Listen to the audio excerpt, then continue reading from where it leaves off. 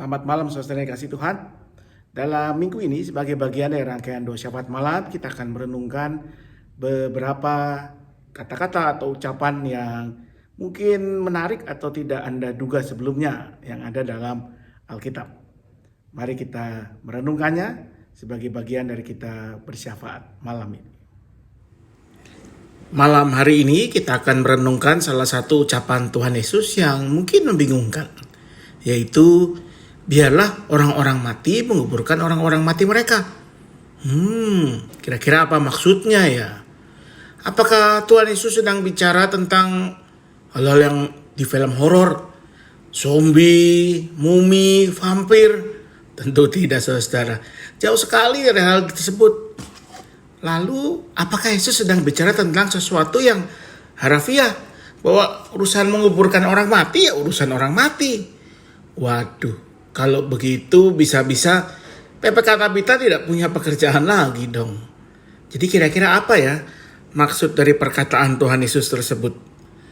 Nah, kita harus ingat bahwa Yesus mengeluarkan pernyataan tersebut dalam sebuah percakapan dengan sejumlah muridnya yang dicatat dalam Matius 8 ayat 18 sampai 22. Topik utama dalam percakapan tersebut adalah tentang mengikut Yesus itu sendiri. Nah, dalam percakapan tersebut ada seorang murid, entah siapa namanya kita tidak tahu, yang mengatakan demikian kepada Yesus. Tuhan, izinkanlah aku pergi dahulu untuk menguburkan ayahku sebelum ia mau mengikut Yesus. Maka kemudian Yesus menjawab dengan pernyataan yang membingungkan tadi. Ikutlah aku dan biarlah orang-orang mati menguburkan orang-orang mati mereka. Apa maksudnya ya? Apa Tuhan Yesus mau mengatakan kepada murid itu, sudahlah kamu tidak perlu menguburkan ayahmu, ikut aku aja.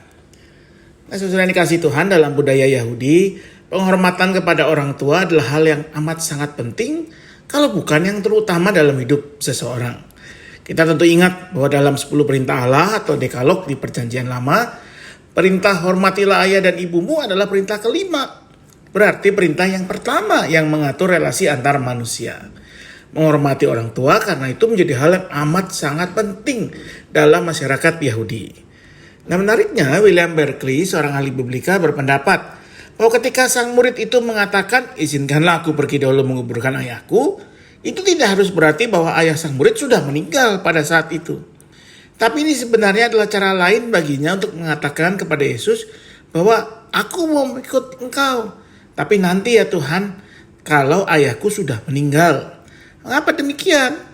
Barangkali karena ia merasa sepanjang ayahnya masih hidup, maka kewajiban utamanya adalah kepada ayahnya, kepada orang tuanya. Itu kewajiban utamanya sebagai seorang anak.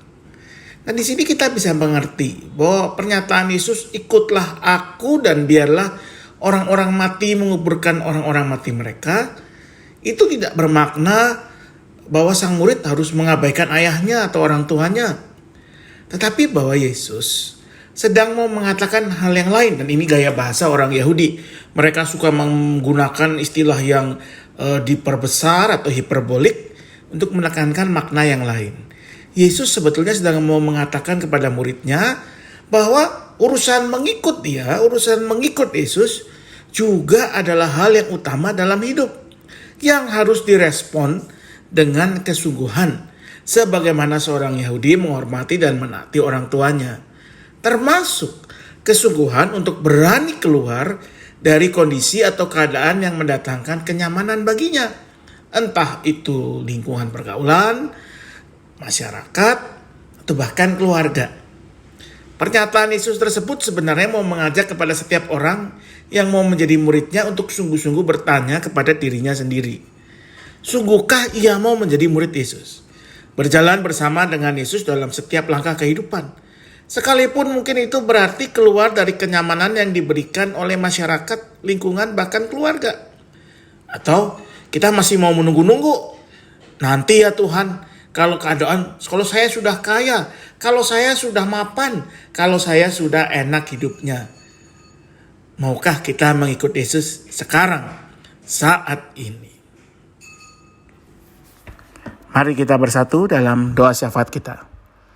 Ya Tuhan, kami mau berdoa pada malam hari ini untuk persiapan pelaksanaan vaksinasi COVID-19 di negara kami. Kami berdoa untuk semua tahapan yang sedang berlangsung, untuk proses penyiapan vaksin, proses distribusi vaksin ke seluruh provinsi Indonesia, untuk tahapan-tahapan pelaksanaan vaksinasi, mulai dari para pelayan kesehatan sampai dengan seluruh masyarakat lainnya.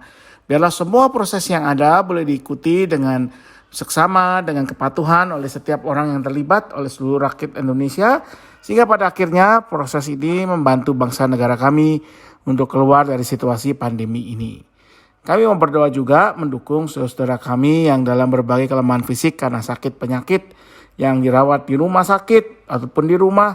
Kami berdoa untuk Bapak Henry Darmawan, untuk Ibu Titin Susiani, untuk Saudara Andion, dan juga untuk saudara yang lain yang mungkin kami tidak bisa sebutkan namanya. Kami percaya Tuhan akan tetap beserta mereka. Tuhan berikan kepada mereka kekuatan, Tuhan berikan kepada mereka pemulihan. Sertai juga setiap anggota keluarga yang mendampingi, menguatkan, mendukung mereka. Pakai mereka untuk menjadi perpanjangan tangan dan kasih Tuhan. Kami mau berdoa agar setiap kami juga selalu diberi kekuatan untuk senantiasa belajar mengikuti Yesus setiap hari. Biarpun kami tidak sempurna, tapi biarlah kami belajar mengikuti Yesus dalam setiap kata, perbuatan, tindakan kami.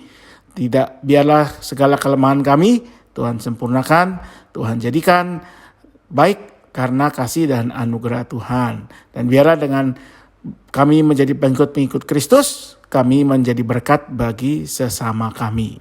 Inilah doa kami ya Tuhan, kami naikkan, kami panjatkan dalam satu nama Yesus Kristus Tuhan dan Juru Selamat kami yang hidup. Amin.